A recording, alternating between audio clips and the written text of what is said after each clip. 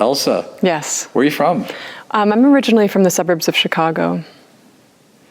I moved here, I think 11 or 12 years ago for the training. And then after the training was asked to stay on to join the faculty and then also to join the performing group.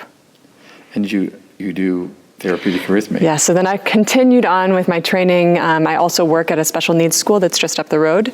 And I went to a part-time training in England for therapeutic arrhythmia, so I got my master's in therapeutic arrhythmia, which is very different than the performing art, although it's still grounded in the basis of the word.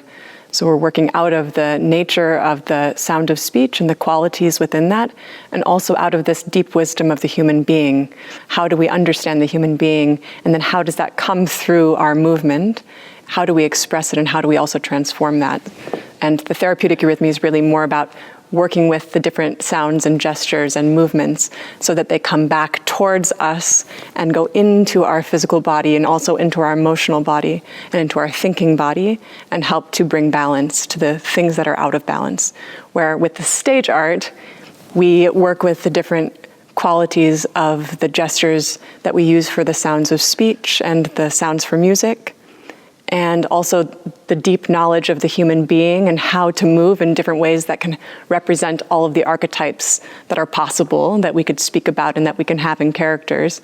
And we take that and we don't take it for ourselves, but we put it out into the world so that other people can have a balanced healing experience in their ability to watch it, or through their watching it, through their experience. Do you work with the healer within? How does this all work? I don't know about the healer within. The healer within, well, the doctors all say that. You know, your body will just know what to do and it'll heal itself.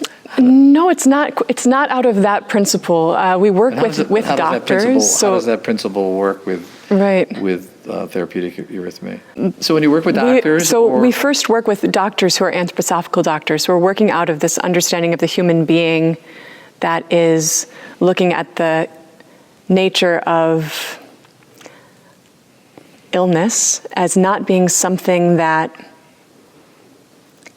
comes onto us for random reasons or for no reason at all, but that it's something that comes out of a bigger picture of who we are on the earth and how we're living. So it's not just looking at the physical body. We have a cut, although with the cut you would just mend it. Right. It's not looking at just digestive issues as, oh, if there's something wrong with your gut, but it's really looking at how does this physical body interact with our emotional life, our soul life, and how does this look in the nature of the whole of your individual life?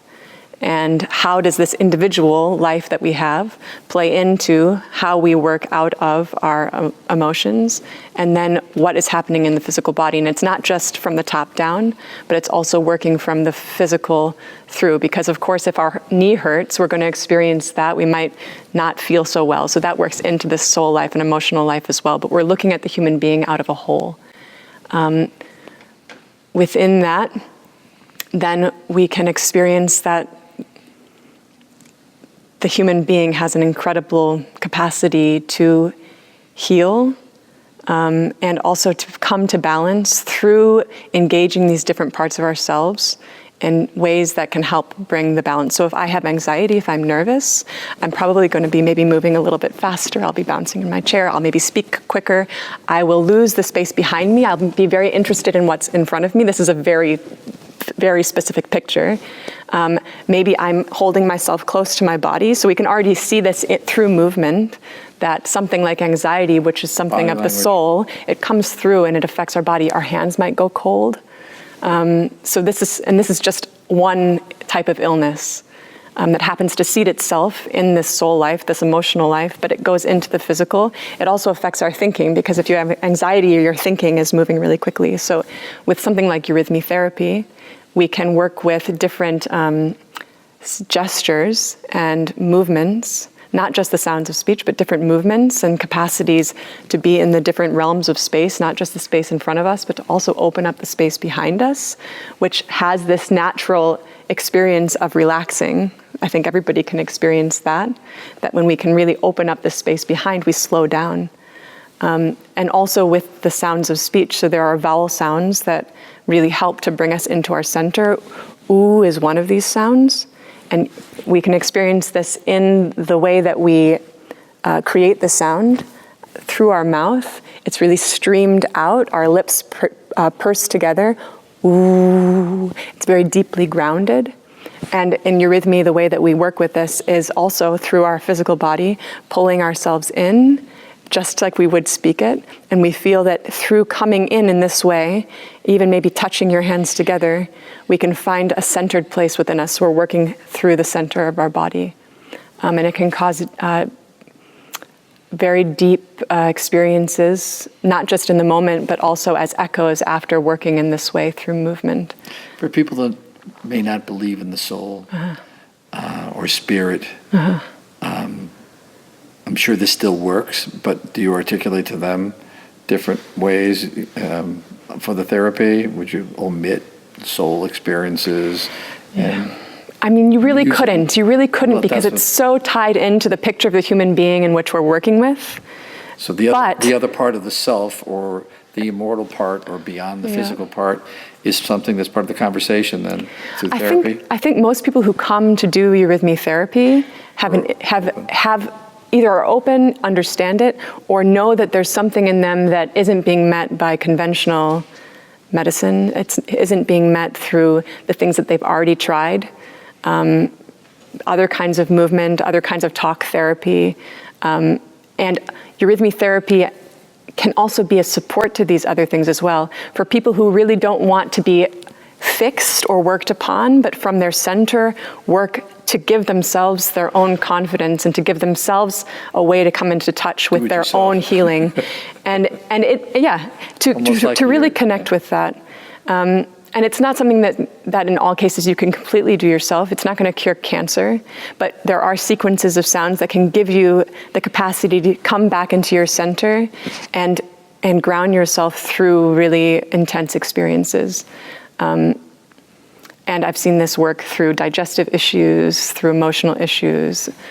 It really can look at anything that the human being can experience. There's something in eurythmy therapy that can meet it. Drugs, without pharmaceuticals, for the most part. Sure, and there are some people who are taking drugs and who still want to come and have that support where they feel like they're taking an active role in their healing.